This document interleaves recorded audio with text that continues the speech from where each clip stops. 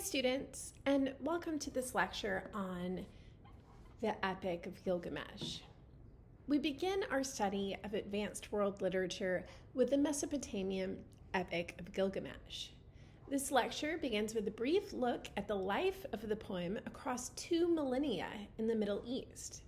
We then consider the 2 parts of the epic, the heroic first part, in which Gilgamesh and his friend Enkidu journey to far lands, kill monsters, and return home as conquerors, assured of their lasting fame. And the second part, in which Gilgamesh undertakes a solitary spiritual journey in a quest of a remedy for his own mortality. Next, we consider Enkidu's story as a parable of culture, and Gilgamesh's as a recognition of the positive and negative aspects of mortality. We conclude by suggesting some of the many ways in which the poem is a template for much of the literature that follows, including a great deal that we will treat in this English 445 course. At the very beginning of the work, Gilgamesh is described as one, quote, who knew the ways and was wise in all things. And this establishes the central role of knowledge and wisdom in the Epic of Gilgamesh.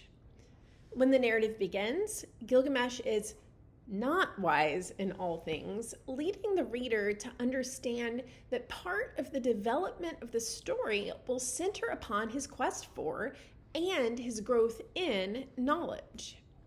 Gilgamesh seeks understanding in various forms throughout the work, and after Enkidu's death, all of his actions are governed by his final question about eternal life. In the course of the story, however, Gilgamesh also learns much about political philosophy, the structure of the earth, and the nature of the gods. The centrality of this quest for knowledge in the epic enables us to view the presentation of man as an intellectual creature whose nature inherently desires knowledge.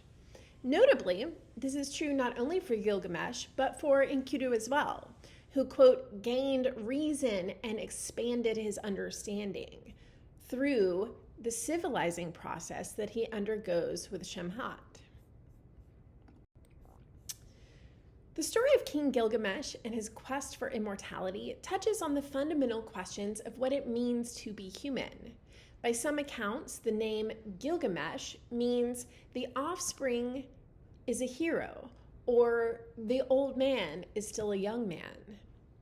Gilgamesh was likely a priest king of the city-state of Uruk in modern Iraq, known for building Uruk's monumental city walls, still visible today. The text appears to be written for the benefit of kings of the 3rd dynasty of Ur, who claimed descent from Gilgamesh and ruled 600 years after the hero's death. The cycle was revised in Babylonian by Sinlike Unani in 1200 CE as adapted Sumerian poems that connect the stories into a more single cohesive narrative. Clay tablet with cuneiform writing, a portion of tablet 6 here is the Epic of Gilgamesh. The fragment was found in the library of King Ashurbanipal in Nineveh, part of today's Mosul in Iraq. Ashurbanipal was fascinated by the Epic of Gilgamesh, already ancient at this time, and collected it with great dedication. As I mentioned, Gilgamesh was written on clay tablets in cuneiform script around 2100 BCE. In the Mediterranean and Near East, the earliest people to develop systems of writing were the ancient Sumerians and the Egyptians. Sumerian cuneiform, wedge-shaped markings inscribed on clay tablets, and Egyptian hieroglyphs both emerged in the latter half of the 4th millennium BCE, Sumer and Egypt, both being scribal cultures, meaning that writing was an occupation for paid professionals, not something that everyone was expected to do. Literacy was not universal, and silent reading was almost unknown in the ancient world. As administrative tablets show here, like this one, from the Metropolitan Museum of Art, a gift from Raymond and Beverly Sacker, donated in 1988. This tablet from Mesopotamia is dated 3100 to 2900 BCE.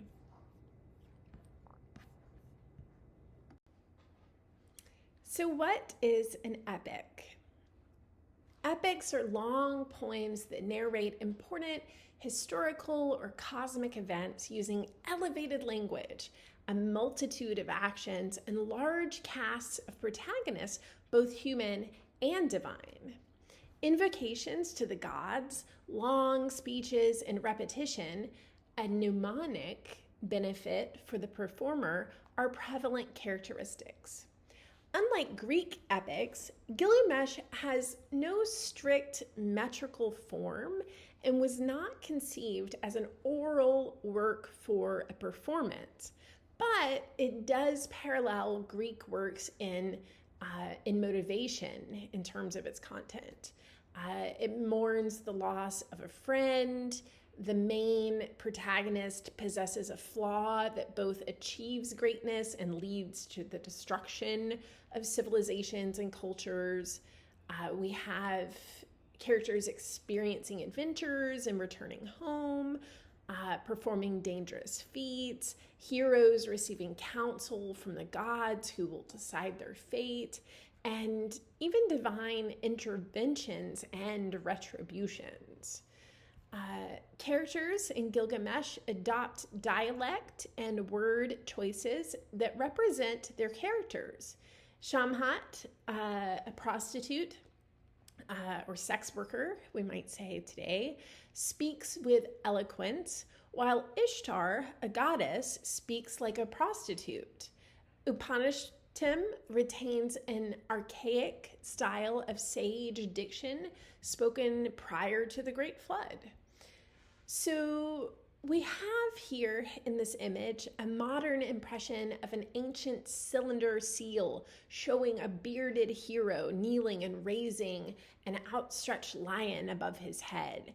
And so when we think about elements of epic writing, particularly as illustrated in Gilgamesh, you're going to want to identify recurring motifs in the poem, these instances of divine intervention. You're going to want to be able to identify that heroic flaw that Gilgamesh embodies. And now let's move on. Binary themes in Gilgamesh. Death and friendship, nature and civilization, power and violence, travel and homecoming, love and sexuality, physical as well as intellectual journeys. The use of binaries and dialectical situations, it really emphasizes character emotions, and it creates the dynamic plot in an epic work by allowing for parallels, by allowing for contradictions, and by introducing new perspectives on repeated motifs. I've listed some key passages here for you. In most of the lecture PowerPoint videos from the assigned readings in English 445, you'll see this sort of key slide with passages. That's because I want you to consider them kind of anchor passages, key quotes pulled out from the reading that I expect you to develop some summary of, some analysis around. The first here, quote, "Trust not Gilgamesh in your strength alone.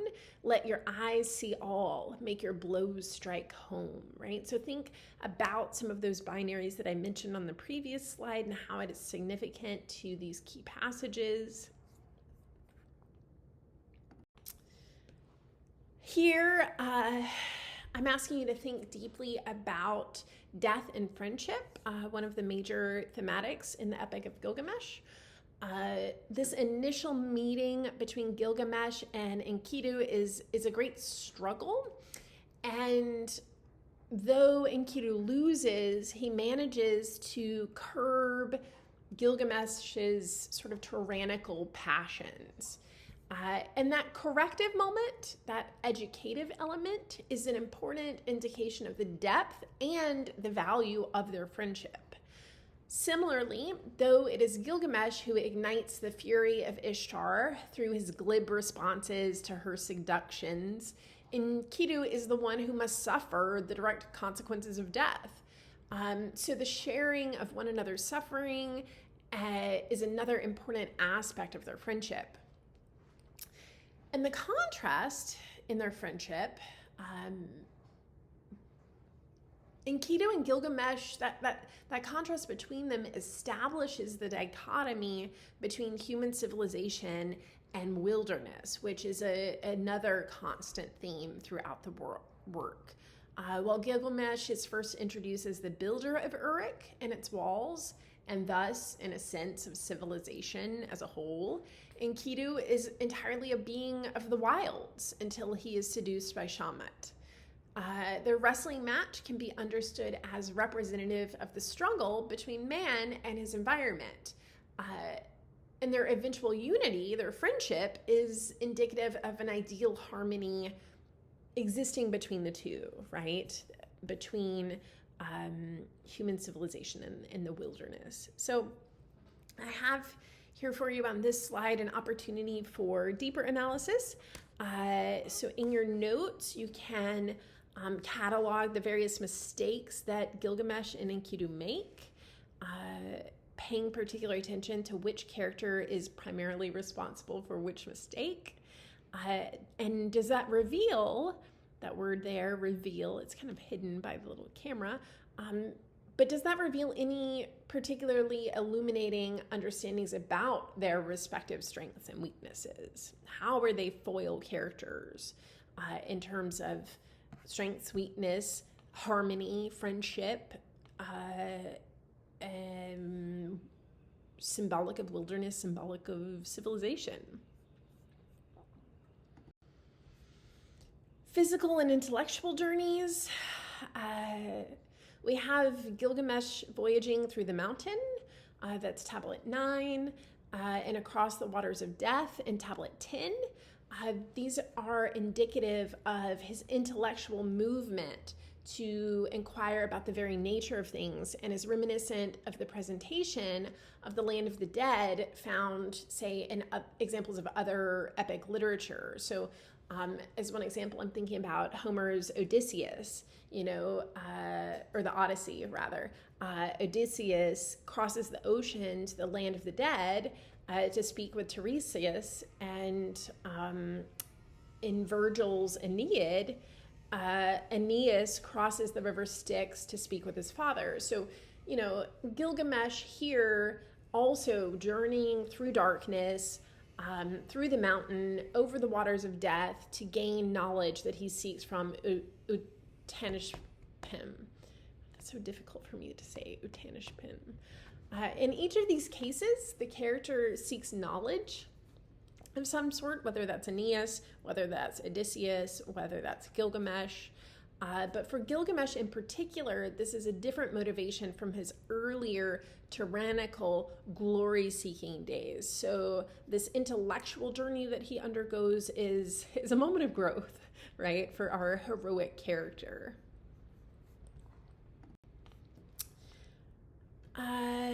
Dichotomies here, and another opportunity for deeper analyses in your notes. I mentioned that the contrast between Enkidu and Gilgamesh established that dichotomy between civilization. Gilgamesh literally builds the walls of the city, and the wilderness embodied through Enkidu, which is a constant theme throughout the work.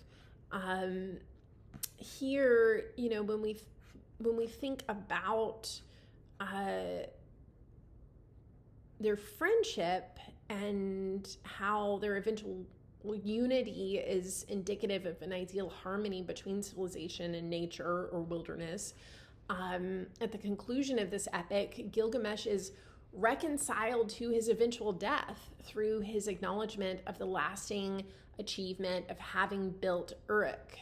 But it's important to also recognize that his contentment is realized through his journey in the wilds of the earth.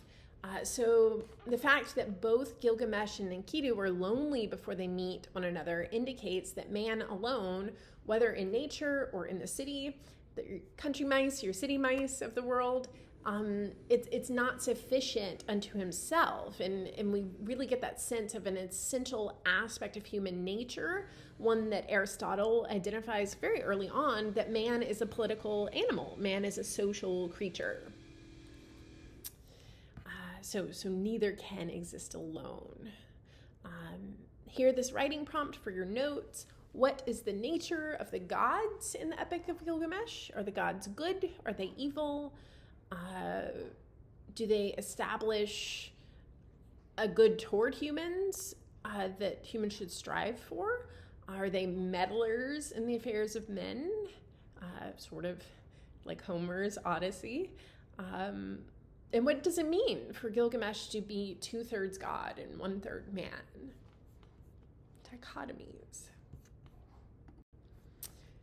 So the gods here in Gilgamesh are, as pretty typical in the case of ancient literatures, they are immortal, but they can appear as anthropomorphized creatures with fickle minds and conflicting wills. It is notable that Gilgamesh and Enkidu receive the aid of Shamash and Ninsun in their struggle with Humbaba.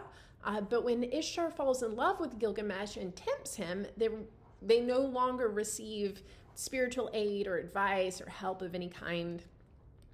Indeed, the goddess Ishtar is originally sort of presented as a vindictive character, as her fanatic anger manifests, right? When Gilgamesh rebuffs her advances, ultimately the consequence there being Enkidu's death. But when Utpanishtim tells the story of the flood, Ishtar is presented as a sort of sympathetic character who weeps for the destruction of humanity. So the gods here are split in their opinions about the flood before it happened. They're sort of consequently terrified by the force of destructive weather in general. The god Enlil is fickle. You know, he plans for the flood to destroy all of humanity, but he quickly changes his mind when he finds Utpanishtim and his wife. So when you're reading, if you're building this sort of comparison and contrast charts in your notes, you know, it's helpful to compare the role of the gods. See, as I said, the deeper analysis prompt on the previous slide, because much of the plot is progressed through the will of the gods. And that's contradictory at times. Okay, let's talk about women in Gilgamesh. Much of what Gilgamesh accomplishes is due to women. Gilgamesh's mother, the goddess Ninsun, is an important character who guides Gilgamesh and assists him in understanding and interpreting his dreams. Similarly, Enkidu is created by the goddess Aruru, and his path to civilization is directly through Shamhat. Ishtar's role is an important sort of central pivoting plot point, because Gilgamesh rejecting her advances leads to Enkidu's dying, thus being the impetus, right, for his final quest for Utpanishtim, right? So a lot of pieces moving in certain ways, right? Often will of the gods, as we're learning, often will of female gods. The goddess Siduri is important both for the assistance that she gives Gilgamesh and for the wisdom that she demonstrates. And Utpanishtim's wife is similarly important for supporting Gilgamesh's cause in front of her husband. So we have these examples: Aru, Shamat, Ninsun, Gilgamesh's mother, Shamhat, Siduri, right? We have these multiple examples of female goddesses in Gilgamesh playing an extremely important role in the plot development, shaping the male character's actions, helping the male characters make sense and sort of understand their circumstances.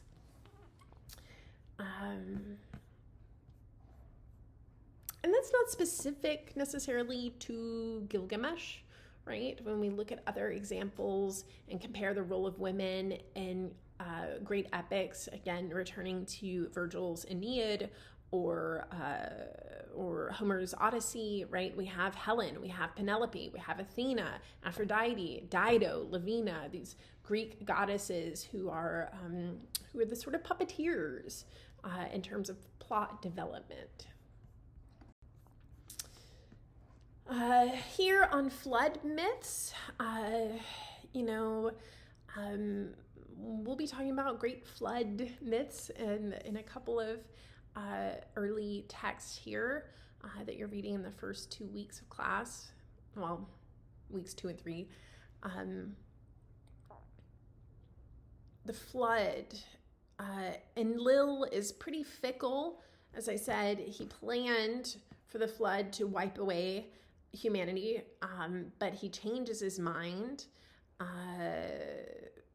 It punished him and his wife survives. They earn immortality. We can again look more broadly at other examples of epic literature. Egyptian lore has a tale of a shipwrecked sailor. Certainly the Judeo-Christian example of Noah's Ark from the Old Testament, right? So some resonances that should seem somewhat familiar to you. And then finally, last 2 slides of our PowerPoint, and this will be pretty typical of PowerPoint lectures. I'll lecture for about 20 or 25 minutes, and you have discussion questions to respond to on Canvas. Here, I'm asking you to think about the etymology of the name Gilgamesh. How is Gilgamesh's name significant? In what ways is it a fitting name despite his failure in his quest for immortality? Spoiler. Hopefully you've already read. Has he actually accomplished immortality, and how? So again, you will respond to this prompt, this discussion question in your questions for reflection post on Canvas. And then, as I said, periodically through these PowerPoints, I'll have these opportunities for deeper analysis where I have writing prompts on the PowerPoint that, you can sort of pause the video and in your notes, respond to those deeper analyses questions. Your second question for this discussion board post on Gilgamesh, we're thinking about dreams. How do dreams occur, especially when their meaning is unclear or at least unscrutable for characters who are experiencing them? What is their purpose, right? So we might be thinking about ancient works where dreams play a significant role. Perhaps you might be familiar with Jacob's dream in the Old Testament. Oedipus, again, to return to Homer, relies heavily on a seer who visits God's shrines for knowledge, right? So I want you to spend some time reflecting and discussing how dreams occur in Gilgamesh. Okay, folks, that brings us to the end of our PowerPoint lecture on Gilgamesh.